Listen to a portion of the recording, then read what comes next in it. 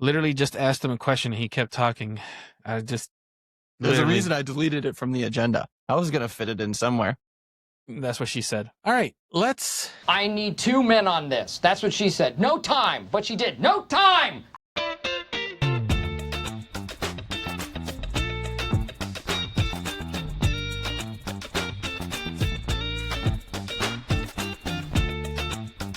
Hello, hello, hello. Good morning, good evening, good afternoon. Happy New Year's Eve. We are the Trio of Positivity podcast.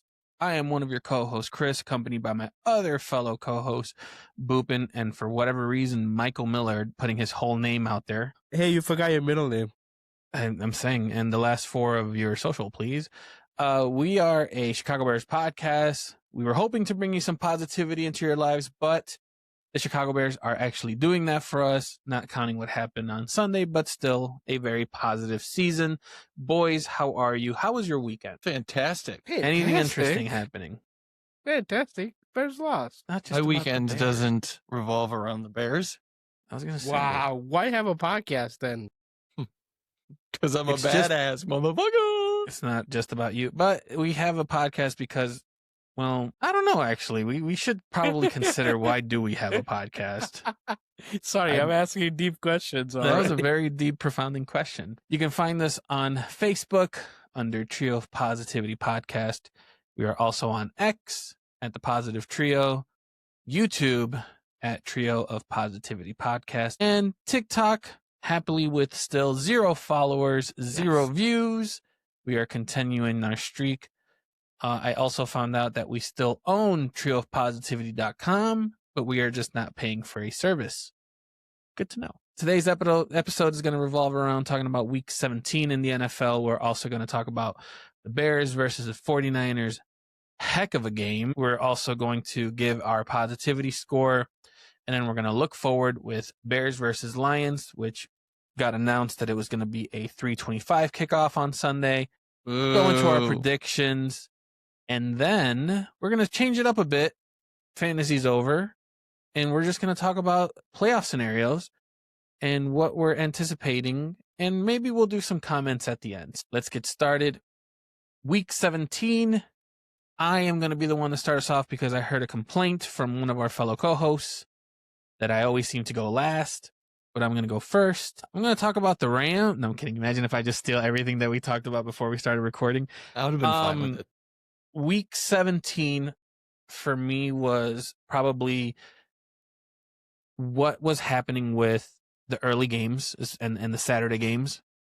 A lot of moving pieces. I think the Panthers game was the one that I was kind of paying attention to the most. That was on Sunday. Well, yeah, it was still week 17. I know, but you said the Saturday games. Saturday, yes, there was 4 of them, and then it's week 17. Jesus, Miller. God, he gets a couple comments. This is why you saying, shouldn't go first, because you didn't have your thought together. Well, because I have a whole spiel.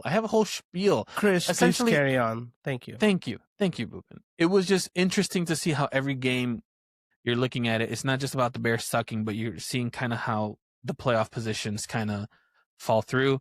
So that to me was probably the biggest thing on week 17. Miller, since you like to interrupt, go ahead. I'm going to try to build on your thought that made no sense whatsoever.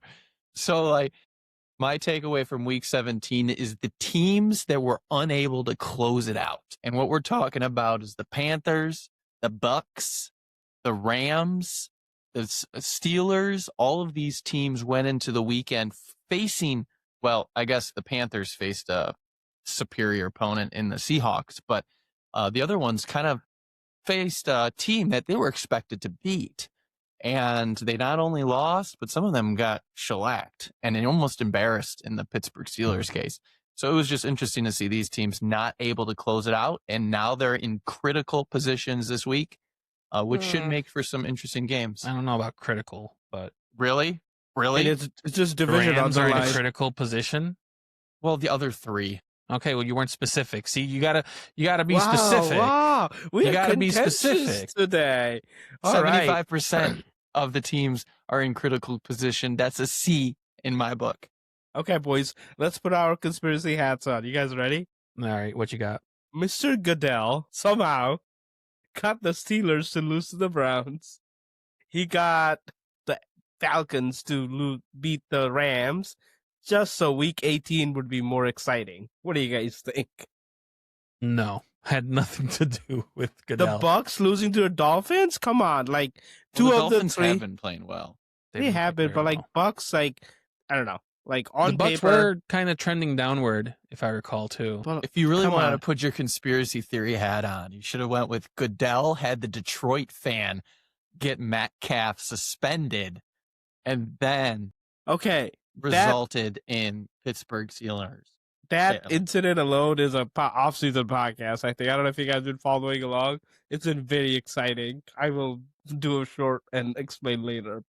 No, like it's like there was a chance Week 18 would be like very boring with like nothing on the lines. A lot of these positions were probably going to be solidified had the Oh, even the games gone- Lions Yeah. losing to the Vikings too. That was another team.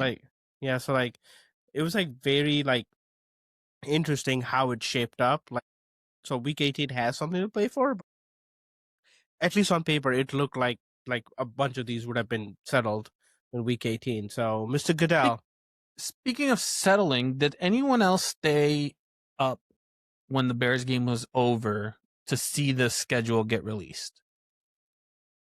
I actually did. I didn't realize that they were releasing it immediately after the game was over. Is that a came new out thing? earlier? No, No. No, Well, it's it came out not. It's after? not a new thing. It's like new as in like the past 5 years. But like that it's immediately but- announced after Sunday Night Football? Well, that was the last piece of the puzzle. That's why they wanted to know, because I don't think Monday night game Monday night Monday was night's solidified. game did not Yeah. really matter because the two teams, Seattle and the Niners, are playing Saturday. So there was no way that they could line up the Rams to that game. Our game was a piece of the puzzle because they wanted us to line up with the Eagles. So that's why it kind of like, or Mr. Goodell knew that Falcons were going to beat the Rams, so they would not be in the running for #1 seed. You and your conspiracies, I don't I don't know, 2 weeks in a understand. row. I'm worried about myself too. It's 2 weeks in a row. I would be. Yeah, I found it very interesting because as I was walking away from watching the game, Tarico's like, and we'll have the final schedule times. I'm like, that's weird. And then I saw the Saturday games, and then I saw that the Bears Lions went 325, and I'm like, oh, that's interesting. I didn't. It sucks. And then they announced Sunday Night Football being Packers Baltimore, which heck of a game to end that Sunday slate with. I think that's a great call. Bet the I mean, under and the Packers, underdog in Vikings? that game. Bet Hmm? responsibly, You but mean guys, Pittsburgh? Yeah, Yes. what did I Baltimore? say? You said Packers. I said Steelers. You said Packers. Did I? I'm Boys- sorry. Steelers, boys, Ravens. here's actual relevant information, okay? In that matchup, the underdog above 3 always covers. So bet the underdog of over 3 and the under. It's a bet. It's a guaranteed bet. Is that Boopin's guarantee? Had Because nothing rumor to on the do with street what is we were Miller talking might about. have a guarantee. Jesus. Had nothing to do, and bet responsibly. Good Lord. I can't believe we're doing this all over again. It's God, week Lupin. 18. I don't know what you want to do. All right, let's get into it. Bears 49ers. I'll say it was a heck of a doozy of a game. Bears 32, lose 38. 42-38. Caleb Williams went 25 of 42 for 332 touchdowns. And because we gave that stat, that means it's time for Miller's Glazing Minute. I did hear, it in podcasting. I don't know, I've had better, but I did hear that he was struggling with it, so I do have my timer ready to go. It's Miller's Glazing Minute, brought to you by the Trio of Positivity Podcast. What we watched on Sunday was Caleb Williams' best game of his career. 31 points, 330 yards, 2 touchdowns, 0 turnovers. All off season, we heard, will he get sacked? Can he throw the deep ball? Well, let me show you something. 0 sacks in the last 2 games. On throws over 20 yards, 5 for 5, 150 yards, 2 TDs, perfect passer rating. He is now 9th in the league at 3,730 yards passing, and 8th in passing yards, 9th in touchdowns. 109 yards away from the Bears franchise record, and Miller's guarantee 270 yards for 4,000. Caleb Williams is here, and here we go, baby. Talk about finishing early. He had 13 seconds left. Fuck. There's nothing wrong with finishing early, though. I had more. There's just nothing didn't know wrong how with to go finishing for it. early. Boopin, your thoughts? No, I love it. 270 yards, 1,000 yards. If you guys remember at the beginning of the season, that was Miller's bottom line. That was success and failure for the Bears. I'm happy Miller they are hitting 4,000 yards. He's not hitting 4 yet. Like, why are we acting like he hit it already? He's Hey, not it's gonna Miller's guarantee. Do you Miller's did you not hear? guarantee. Miller's guarantee is that he's going to ball out against the Lions. Balling out is 270 yards. Yeah, because he hasn't really hit 270. He's He's at 270 quite His a few average is like times. 240, 230, is it not? 235. No, you're is- right. Yeah, he's right. Chris, you're right. For the first time on the show, you're right. No, I've been right multiple times. You guys Just refuse. Just like Brock You know what Purdy an average outplayed is, though, Caleb Williams, Chris? too. I was right about that. Just do you know what an average is? It means Yes, that I know you what an get, average is. you get games above and below. Yes, right. But you're talking like if he's going to get 30 more than his average against a team that he didn't play very well against the first go around. That's why it's a revenge game. Against a team that I is hate saying revenge. Oh my really- God, you and revenge game. If I had a 100%. quarter for every not- time Boopin has said revenge game in this You'd have a podcast, dollar. You'd have dollar. I'd have more than $1. I'd have $2. All right. So we talked a little bit about Caleb there. The one thing I want to bring up before we get into the next segment is there's a lot of talk online regarding certain plays. Chris Collinsworth was able to put in a couple of, I guess you could say, interesting comments, but from what I've seen, it seems to be accurate. While Caleb Williams seems to thrive under very hard situations, he can't seem to make the easy throws. And this was a game where you can kind of see there were some easy throws to be had. There was one where he was rolling on the right, guy was wide open, completely overthrows him. People can question the end zone, which we'll talk about here, I'm assuming, in a little bit of the last play of the game. I feel like there's more to that. But how do we feel that the running thought online is that Chris Collinsworth, instead of saying Patrick Mahomes a lot, was actually giving this decent criticism about Caleb Williams? I heard he'll say Purdy next game and not Mahomes. That's the new contract he has. But you're absolutely right. We have talked about it a little bit, right? I don't know if it comes with accuracy. He's pretty good outside the pocket. The one throw that I remember that was very obvious a mistake was he was rolling out. It was a tough throw, but there was no one in front of. I think it was a running back, and he just threw it his legs. He could right. That was the one play you're talking about. Like The one that was to a tight end. I think it was Loveland. okay. I definitely saw one play where I was like, oh man, like you've hit throws way harder than that, and that seemed like a gimme, and the ones you expect you to make. We've talked about it before, especially in our chat, the personal chat we have. Like that's one of the criticism he ate, and I don't know what to say. Like it looks true. Like like some of the plays that he should have, he seems to miss it, but it was a couple in a game. I don't know how many passes he threw, but that was legit. Yeah, man. I mean, it's wrong. Let's make him the bad guy. I love it. It'll fuel him. No, He threw had 42. two bad throws, He threw Miller. 42, Boopin. We're not 42. saying get rid of him. We're just No, saying I'm saying like from the league. Let's get the league doubting him. Make him the bad guy. Oh, he's not good enough to play this position. He misses the easy throws, which he does, but it's just adding fuel to his fire, in my opinion. So I know you. But is get that defensive. but that's You get genuine defensive when criticism? someone- That's yeah. it's been That's the criticism genuine. all year we've talked about.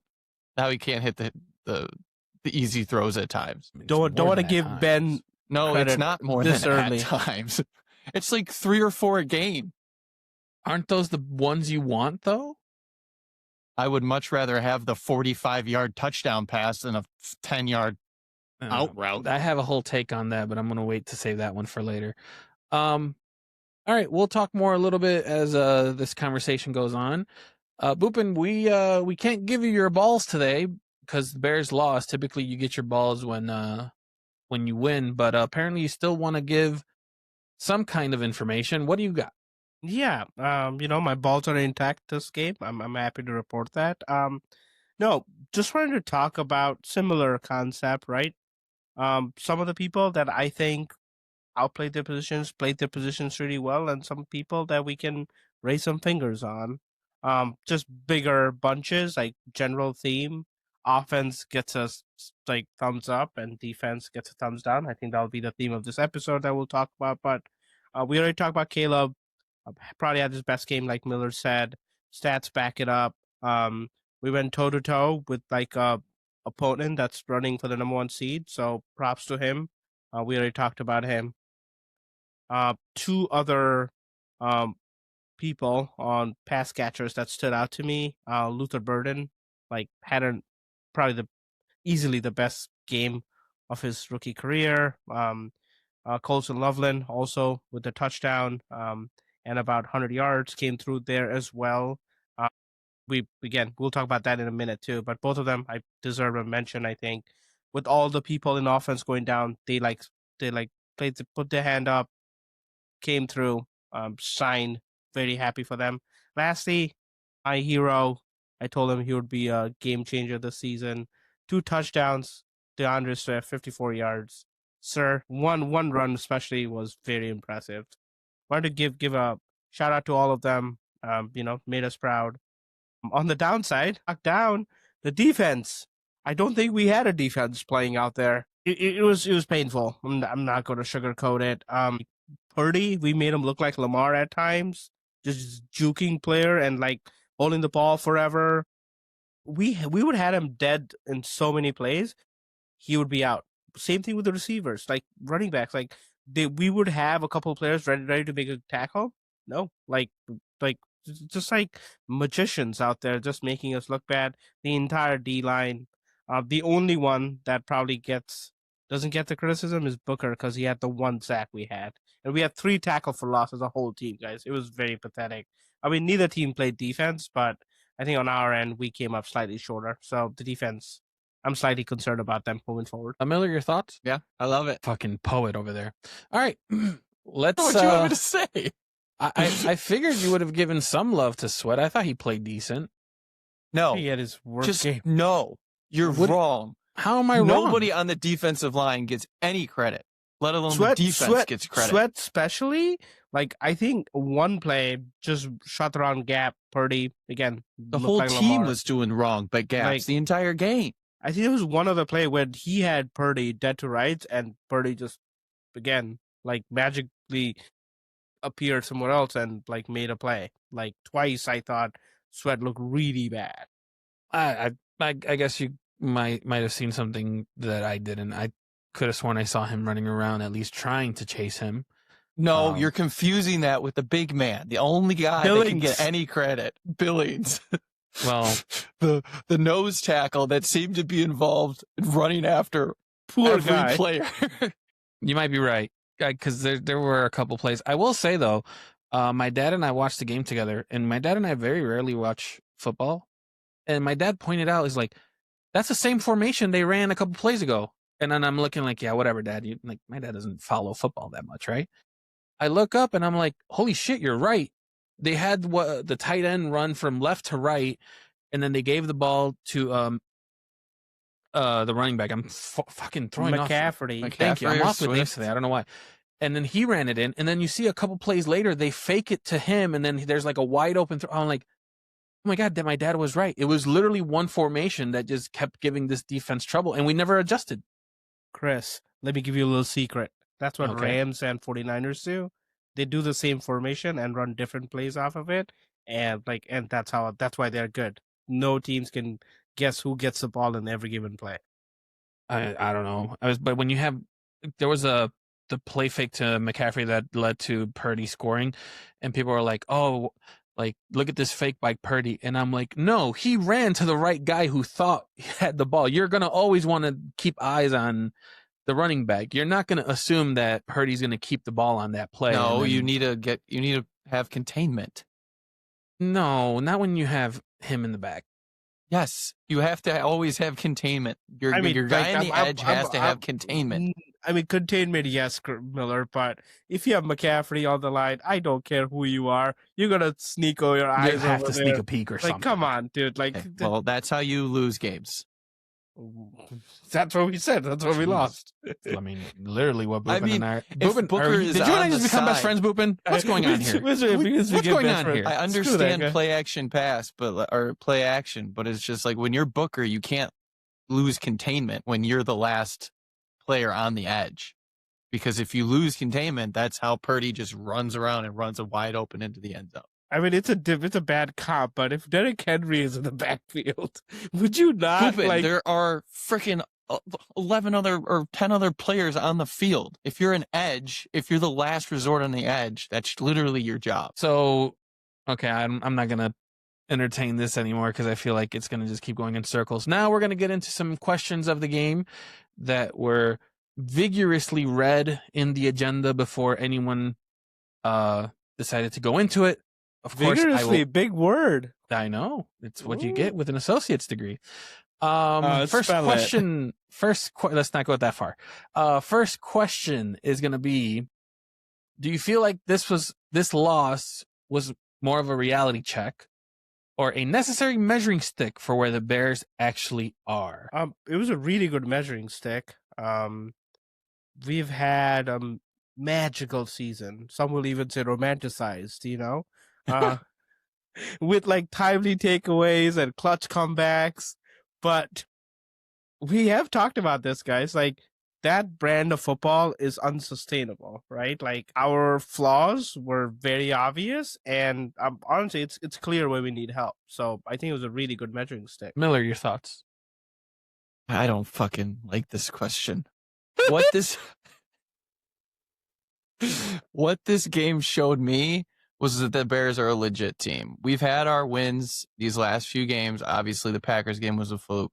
But this team, we know the defense, specifically the defensive line, struggles. They've struggled all year. We didn't learn that. We didn't learn that this week. What we learned was that the Bears can march into potential number 1 seeds building and lose at the 1-yard line. We were right there. We were right there to beat them. And you know what? If they would have converted that play, we would have had different conversation today. So it's just like they walked in there and they put on a hell of a show. The offense played unbelievable.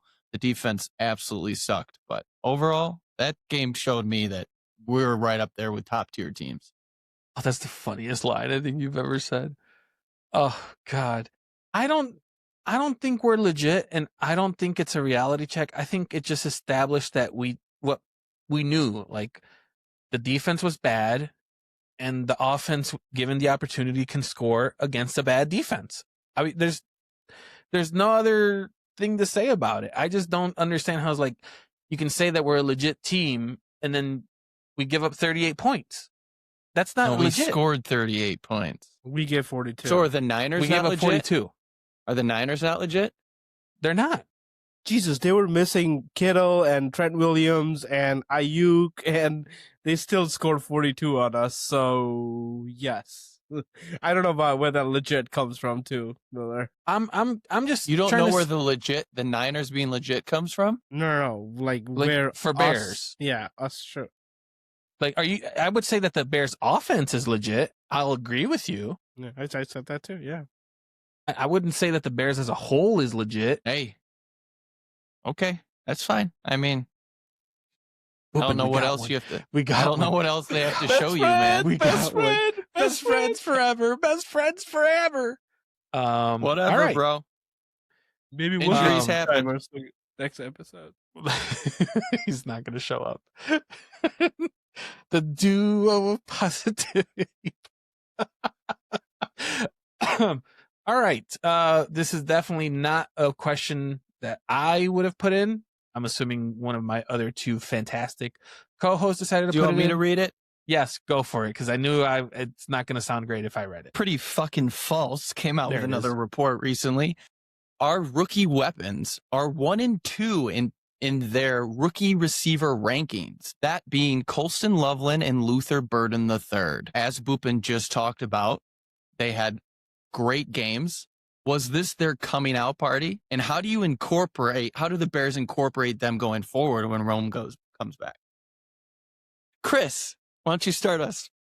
You know what? That is a very good question, how you said it compared to how it was written. So I will give you massive props for that. I mean, I think for Burden more than Loveland, I would say, if you were to say that it's a coming out party.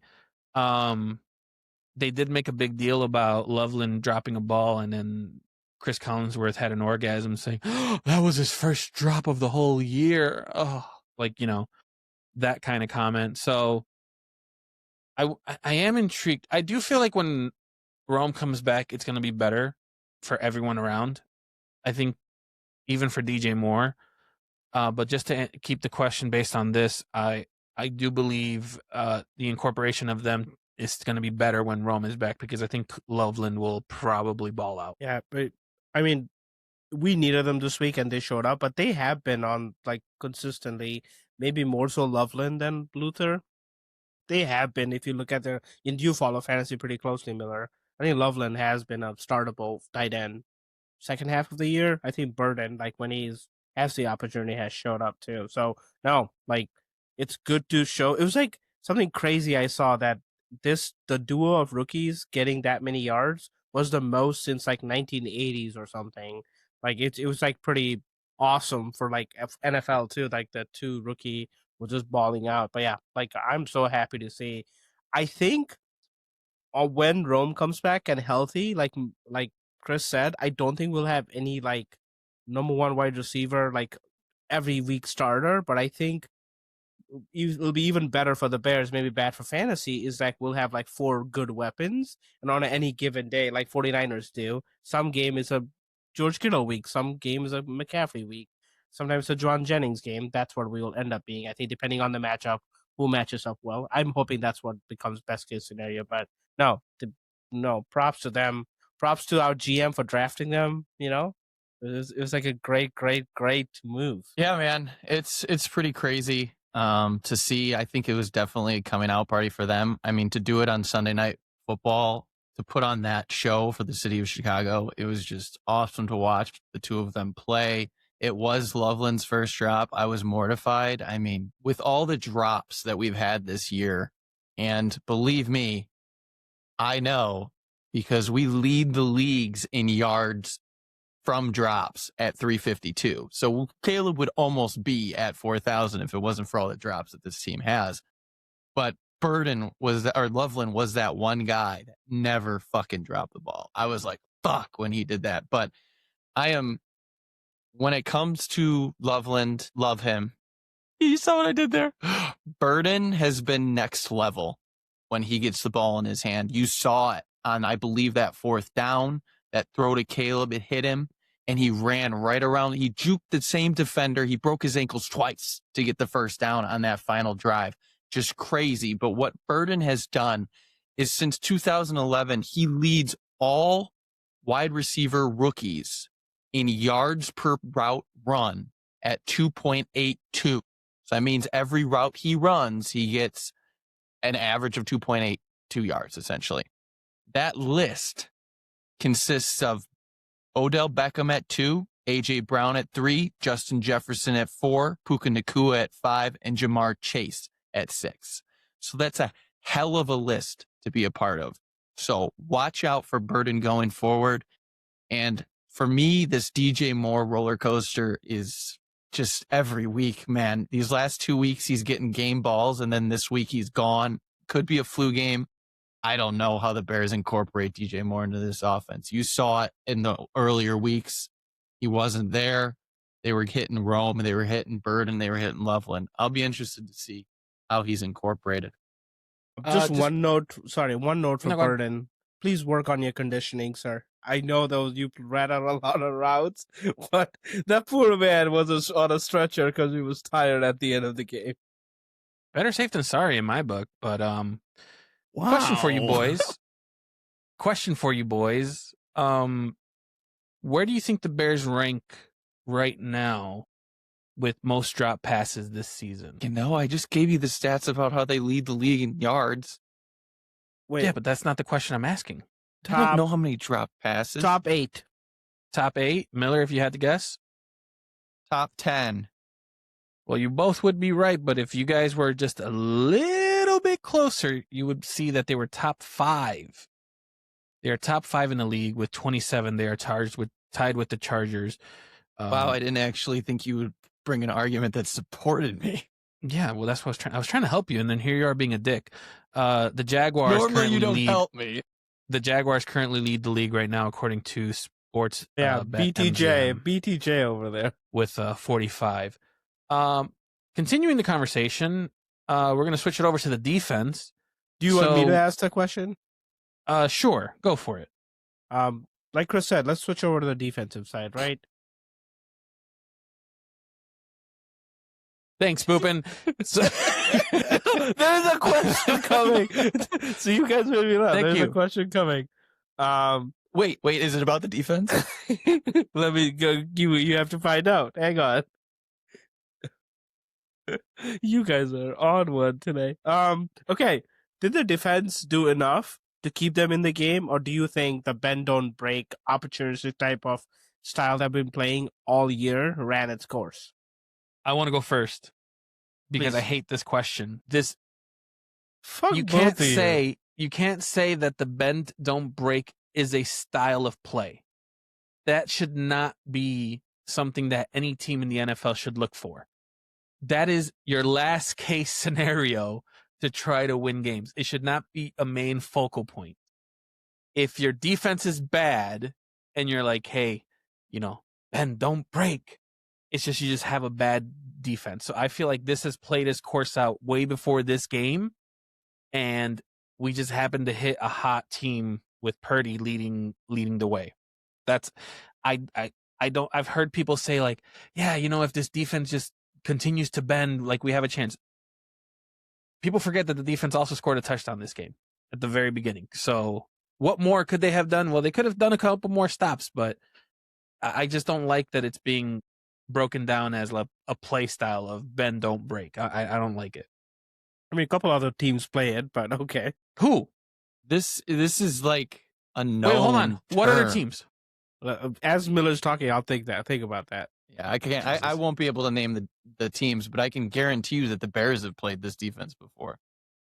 But a bend don't Guarantee break you. style as like a Yes. primary style? No. That is what we've said in the past. The bend don't break. It's common terminology. When But you have a it can be team that terminology, but it should not be a method of keeping track of wins and losses. who says it's keeping track of wins and losses. That's what it sounds like to me, especially when I see it online. And it's not just like with us. I'm saying like in the general sense, I've seen people like say like, if this defense just plays on a bend don't break style, and it's like, okay, so what you're saying is if they score 60 on us and the Bears score 63, the defense did the job. No, that's not what bend don't Okay, break but is. that's Bend what a don't lot of break people are trying to means- make it seem. Oh, they're wrong. Bend don't Um, break basically means that you allow a team to move the ball, but as you get closer to the end zone, you're more stout and you hold them to field goals out of the end zone. That's statistically what we have been pretty good at over the last few games is keeping opponents out of the end zone. You Okay, remember that's the fair. red zone last game Yep. against the Packers? We were That's 0 for fair. 5, keeping them Yep, out. yep, yep. So that's weird terminology. That's fair. Boopin wants to say something about the defense, I think. And maybe Mr. he can Google, clarify. Mr. Google had some. First off, you missed the second part of that question, which is bend don't break / opportunistic defense, but we will talk about that another day.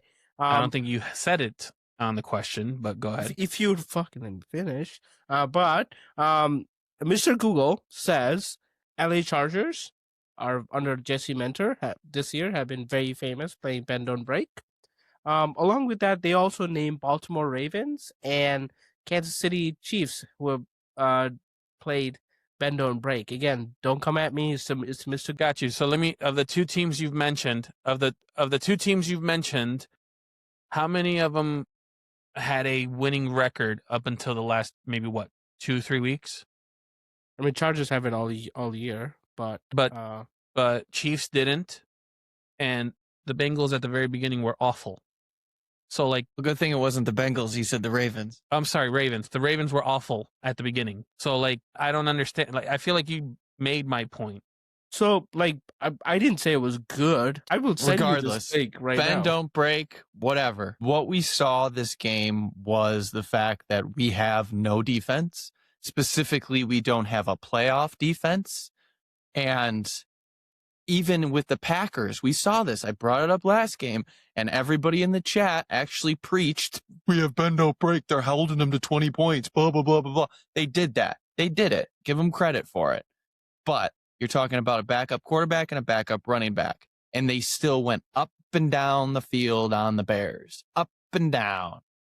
We held them to field goals. We held them out of the end zone. We won the game. That's what happens. This game faced probably the best offense in the league, and at very least the hottest offense in the league. We held them to 0 field goals.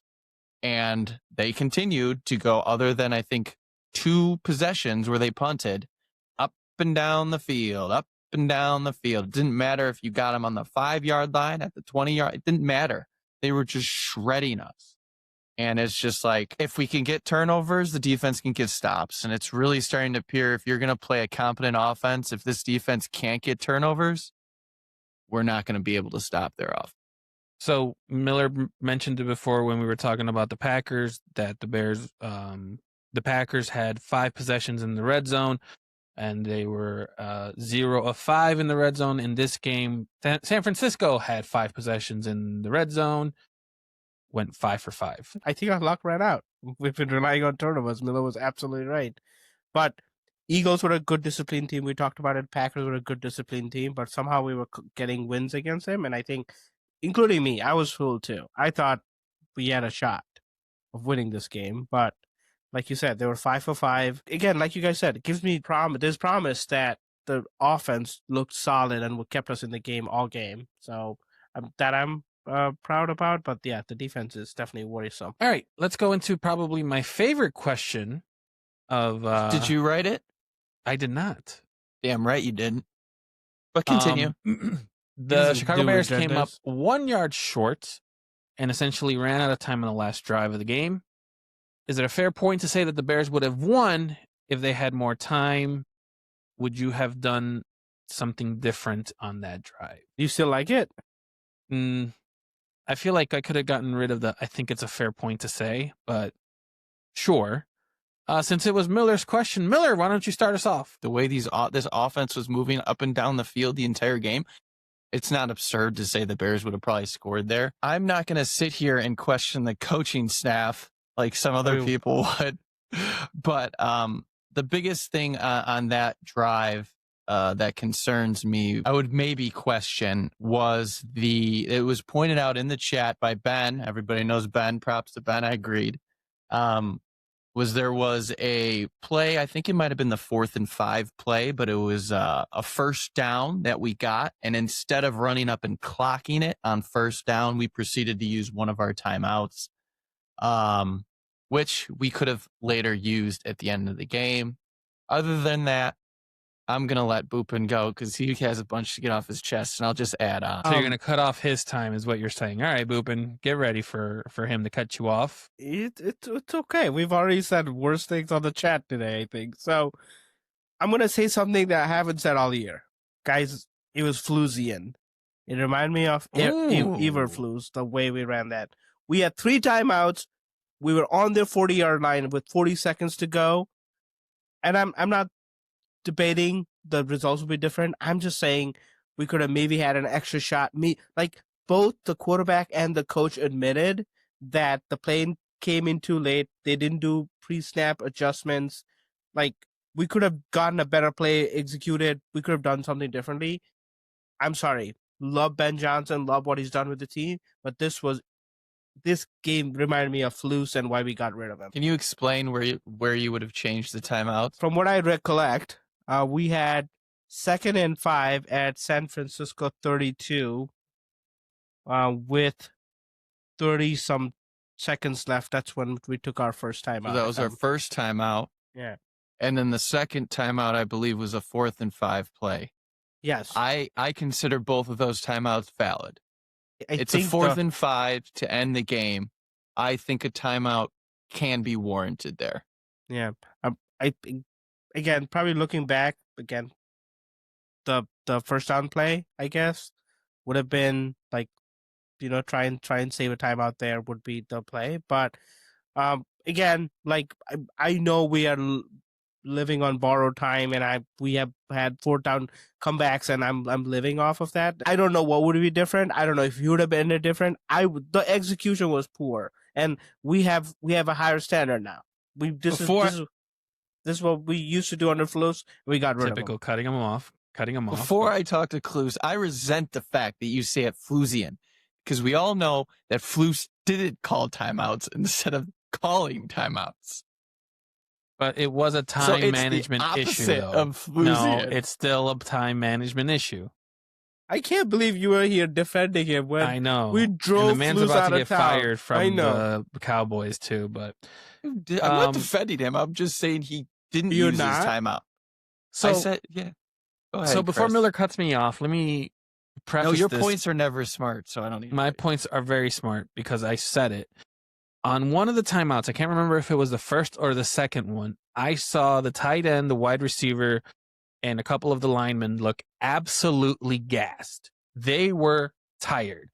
It is California. Maybe it was a temperature thing. I don't know. I'm not going to speculate there, but I do believe that one timeout was warranted just because they looked gas. I think that was the fourth down. Now, the last play, then when they spiked it, you can kind of tell they were thinking they had more time available because they were kind of like lollygagging around. When the actual play gets under center, I think there was only 4 or 5 seconds left on the play clock. That's already that's already bad. So that play, no matter what happened, was, in my opinion, dead, because if they had emotion or if they had something, it was dead. You see Caleb start to panic. He's raising his leg, doing everything possible, and then they run the play. So I think that's a whole offensive failure just because of how that went. Could we have saved the timeout? Yeah, I think we could have. I would probably say maybe when we got the first down on the first fourth down play, go in and spike it and save it, sure. But I also think that they knew they could go and get the touchdown. And they're like, let's just kind of take our time. I do think one of the timeouts was warranted, though, because the team just looked gas. So that last play, I blame everyone. I blame Caleb. I blame Ben Johnson. I blame everyone because I feel like that's one of those 2-minute drills that every offense kind of goes through. And the one thing, and again, it's a learning thing. I said this a couple, maybe last episode or the episode before, where I said there's not a lot of stuff that we can kind of criticize Caleb with now because he's been growing every game this season. That's going to be one of those things where the play clock, he's going to have to learn it in the playoffs. If you do make a mistake like that, your season's done. You can't have that. So I'm glad it happened now and not in the postseason. Guys, like I did want to do this, but I really want to stir the pot now. Do you guys think the field goal in the drive before was the right call? We've gone for it a lot on fourth downs all season. Like, can we question Ben there? Like in a game where our defense was basically not stopping them, would you have gone for it on fourth down and Do tried you to want score to a answer first, touchdown? Miller? Or I can answer first. Just go. I think that was the right call. I think the field goal was the right call. Guy's up for fucking coach of the year. Let's question every fucking thing he does. No, it was the right call. I mean, at the end of the day, you need points on the board. There's 4 minutes left of the game. Kick the field goal, take the points. I don't think it was short yardage.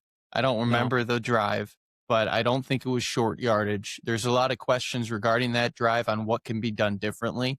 And Ben Johnson did say that was one of his worst called drives of the game that he regrets, but no mention of not going for it or not kicking the field goal there. You got to get the points, hope the defense can get a stop, and then go down.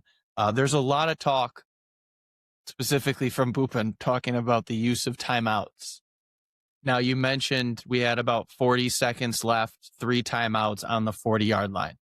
We got this ball with about 2 minutes left in the game. Do you have any problems with Ben Johnson doing what he did and substantially running down the clock? Because this was not a 2-minute offense. They were very slow and steady moving the ball up.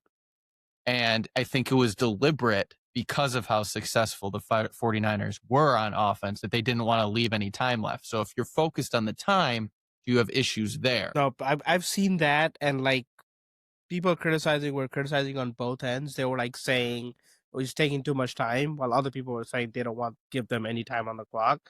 That I understood. That I think that was part of game plan that was executed well. I think I still go back to the timeouts. I'm sorry. Like if you have 3 with 40 seconds, I feel like you have one goal is to score a touchdown. Like that's where you need your timeouts. I'm sorry. I get Chris's play. They were gassed in one play, maybe then, or maybe in fourth down, you take a timeout. But like we have to have the optimum amount of time to score a touchdown. And I think the play call, the time left on the clock, didn't give us that opportunity. Again, big fan of the man. I'm just saying it did not look like the standard he has himself placed this season. It fell short by his own standards, is all I'm saying. It's tough. It's tough because we've seen it with our previous coach, but I honestly can say that when the Bears have the ball with 2 minutes left, we're winning the game. That's been my thing. The 6 comebacks have given me a reason to say that whatever they're going to decide to do, it's going to win us the game. Now, I think San Francisco had all 3 timeouts, so it wouldn't have mattered how much time we would have given them. I think Ben Johnson was literally going to say, hey, we're going to drive down the field, we're going to take some shots, but also I don't want San Francisco to get the ball. Did he overplay that? Sure, you can say he overplayed it, but it came down to the last second, and if we scored a touchdown, it would have been comeback number 7, and everyone would have been praising how it was done. I feel like this is very 50. This is the most 50-50 you can get compared to the other game with the Packers, where it was like a one throw kind of thing. So like I'm in the same point. I don't know if that answers your question, Miller, but I feel like all of this probably doesn't happen if the Bears don't go for that field goal either. The field goal was a 29-yard field goal. We were 4th and goal from San Francisco 11. You're not going for it that far out, in my opinion. I mean, you can question everything, like question the what is that called? The toss, the play before.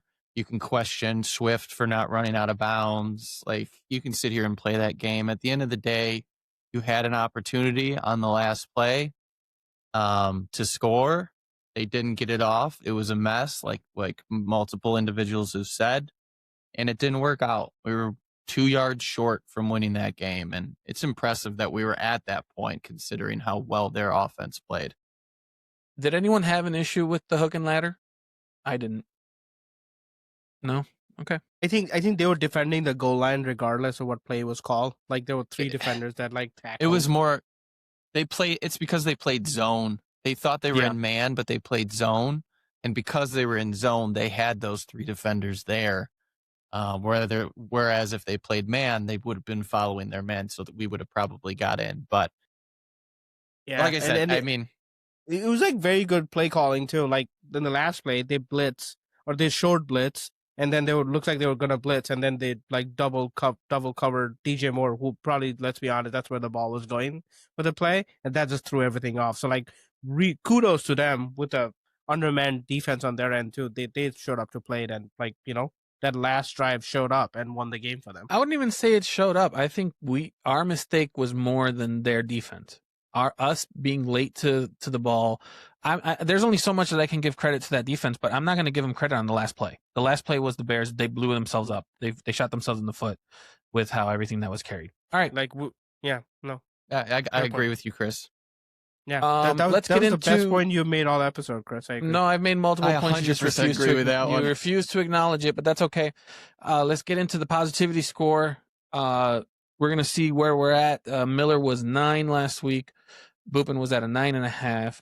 I was at an 8.5.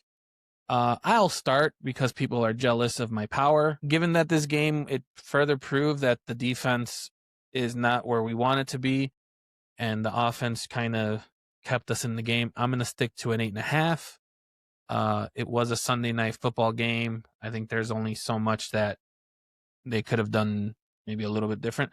And also, again, one play away. I mentioned it with the Packers. If that game went our route, I think we would have had something. So I'm not going to take anything away. I'm not going to give anything. I'm going to stick to where I was. I will be at an 8.5. Boopin, what do you think? I blame you guys. You guys got me super high. I was at 9.5, guys. Why'd you let me do that? Why? How could you? No, I think I try to stay even kill. I think I got a little caught up in like the Packers win and what it was. I'm gonna bring them out a point. I think the team is great, like has really good things going on, but it also has some pretty major flaws, especially as we play good teams. I think it'll be more visible. So I'll bring them down a point. I'm with you, Chris, in that. Miller, what are your thoughts? So I was at a 9 as well. And I want to preface that this score that I'm about to give has nothing to do with this game. This game, like I mentioned, I thought I was very impressed with this team, the way that offense was able to go up and down the field and really prove themselves toe-to-toe with one, potentially a number 1 seed. This score going down to an 8.5 is because I have red lights going off about this defense.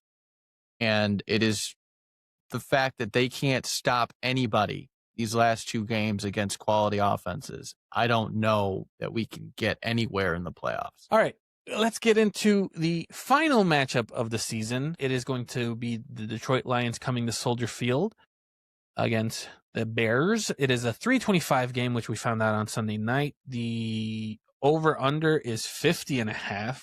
That's a lot of points. Right now, it looks like...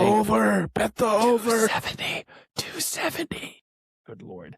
If I'm reading this right, it looks like the Lions were favored and now the Bears are favored by 2.5. Lions were originally favored at 1.5 at the open. We always ask the same questions when we look up the next opponent. So, what do the Bears need to do to win this game? Miller, start us off. Play well. Go ahead, Boopin. We need to take advantage of their defense that's injured. Score quick and often. I think it will be another game where, let's be honest, they scored 51 on us on week 2. Like I don't care what happens. Ben Johnson will try to score 50 on them, I think, because we are not resting our starters. So it'll be a good chess match. I know, Chris, you hate to hear it, but it's master and protege, right? Like that's where Ben Johnson got his start, and it's like him trying to establish that he's his own path, he's his own coach. I think it'll be that. I think if we can run the ball on them, and Chris says this all the time, like we have the best shot of winning. Yeah. I have a lot to say about what the Bears can do to win this game. Most of it being that I know that the Lions are going to want to play spoilers, but I think for the Bears, this defense needs to show that they cannot have a high scoring output. Like they can't allow another game where they get scored more than 30 or anything like that. So I think turnovers are going to be big. If Miller wants to see a 4,000 yard passer, our offense needs to actually produce a high number. I think if Caleb can get 300, it would probably be this game. So we'll see what happens. What do the Lions need to do, Boopin, to win this game? Play their game. They have an aggressive game. They can take advantage of our leaky defense. Like we made second stringers on 49ers look competent and actually Pro Bowlers. So do that.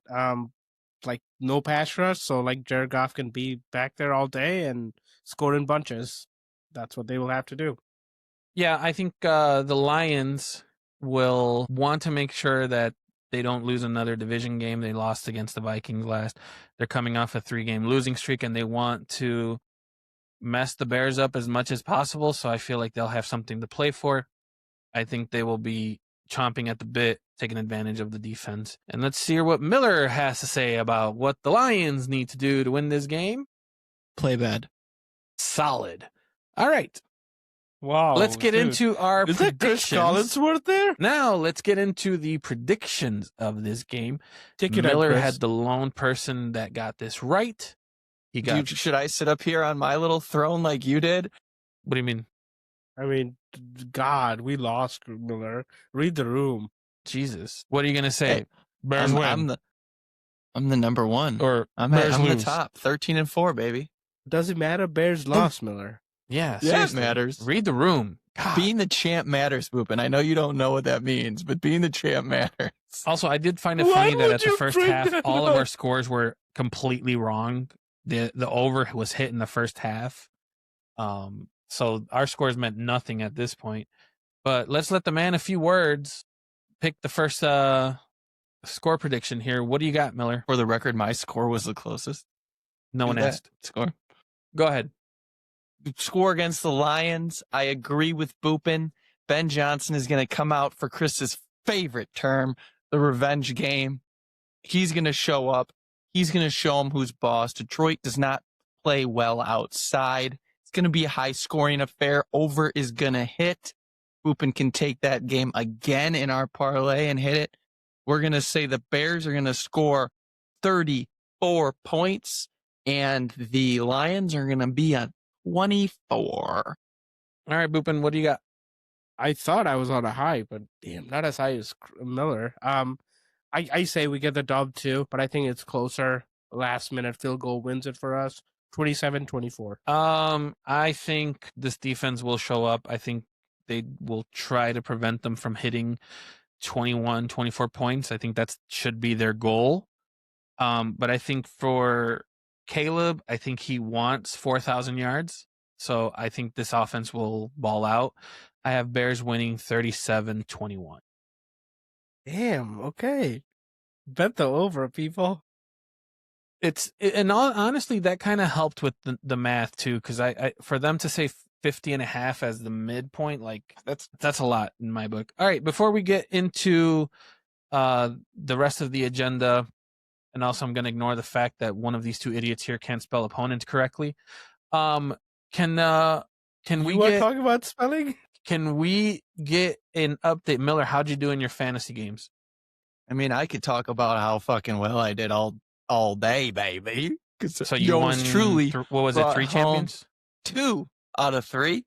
Okay, Happy about awesome. that. Let's move into the NFC playoff scenarios. Chase Brown won me these ships. Thank you, Chase Brown. 2 touchdowns. Oh, beautiful. On top of that, we had some lackluster Jalen Hurts performances, but we were still able to get it done because, but this brain always works. It's that dub, baby. Literally just asked him a question and he kept talking. There's a reason I deleted it from the agenda. I was going to fit it in somewhere. That's what she said. All right, let's talk Do about you want me to talk? Let's talk about these NFC playoff scenarios that we're seeing. Do you want me to do this? You're asking, so I'm assuming you want to. Well, you're not going to be able to understand my work since this is the first time you're seeing it. Yeah, and the fact that we still don't know how to spell opponents. It's not my fault the red squiggly line didn't come up underneath it. Go ahead. All right, ladies and gentlemen, since we're done with the stupid Lions shit, so let's focus on why this game matters to the Bears. So at this moment... Sorry, Miller, quickly, that spelling of opponents also works, it seems like. By the way, that's why I didn't get a squiggly line. I was just talking about a different type of opponent, apparently. So the Bears are currently slotted to get either the 2nd or 3rd seed this weekend. Currently, we are 2nd. We are tied with the Eagles record-wise, and we are going to be jostling with them to figure out whether we're the 2nd or 3rd seed. So we do own the tiebreaker from the earlier game this year. So some scenarios here. The Bears will get the 2nd seed if they win, period. The second scenario is we will get the 2nd seed if the Eagles lose. Now the Eagles are playing Washington, so it should be a pretty easy matchup from them. Don't know if they're resting any of their starters. It's to be determined. But those are the 2 scenarios for the Bears to get the 2nd seed. If we get the 3rd seed, it's going to be a Bears loss with an Eagles win. Now let's drive into, I don't even know how to say this word anymore. Let's dive into the possible opponents. So what we're looking at is if we get the 2nd seed, then you're looking at the Packers already guaranteed, locked in, and away. So it's going to be Bears and Packers if we get the 2nd seed. Now the 3rd seed, if we end up being the 3rd seed, things get a little more interesting. It's basically determined that we will be playing an NFC West opponent. Which one will be determined on Saturday and possibly Sunday. So the two teams that can get the 6th seed, which would be the seed that we would play, will be the Niners or the Rams. So we would play the Niners if Seattle wins, and then the Rams win, which would make the Rams and the Niners tied. The Rams have the tiebreaker. So the Rams would be the 5th seed, the Niners would be the 6th seed. If the Niners beat Seattle, they would be the number 1 seed. Seattle automatically becomes 5th because they have a better record than the Rams. And then we would play the Rams if we got the 3rd seed. So, with all that being said, who is your ideal opponent? Whew. My head just I think short circuited. Anyway, whew. It would be poetic justice if we could play the Packers again, but I don't know. Rams have been sucking lately. What's going on with them on the road? They have lost to the Panthers. They lost to they lost to Atlanta yesterday.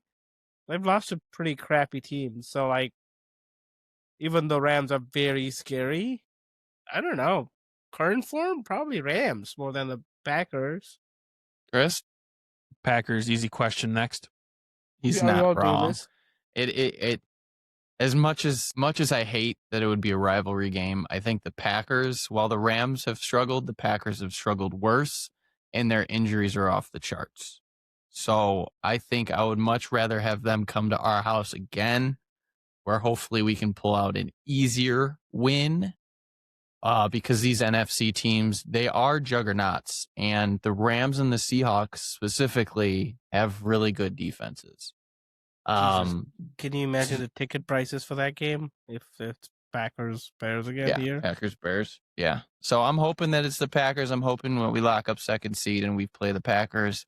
If we get 3rd seed, I wouldn't honestly mind the Niners. Again, their defense is banged up. We know that. And I don't know how well warm weather teams can travel into cold weather. Think it's a thing. We've seen it with the Rams before, coming into our building and struggling. So I just think there's something to be said when you're not used to playing outdoors in 30, 15-degree weather.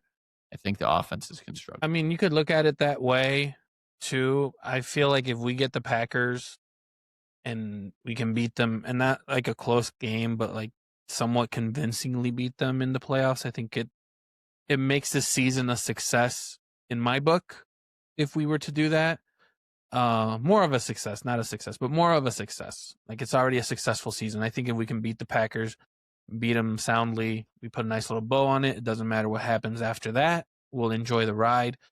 I think Packers is probably the easiest answer I can give. I think if I want more interesting game, I would probably want the Rams to come to Chicago. It'd be fun to see Stafford, but Rams still scare me. I mean, they're still scary, but I think it's just kind of like Bears lose, you get the 3rd seed, then you face one of them. I think at this point, it's just like, what matchup would you just want to see in the playoffs? And I think it'd be fun to watch a Rams Packers game or Rams Bears games. Yeah, I mean, like, all of these teams are great, right? Like I don't know, not great, but like they're better. Like, they have their stuff together for the most part. So it'll be a tough matchup regardless. But I think those will be the 2 options.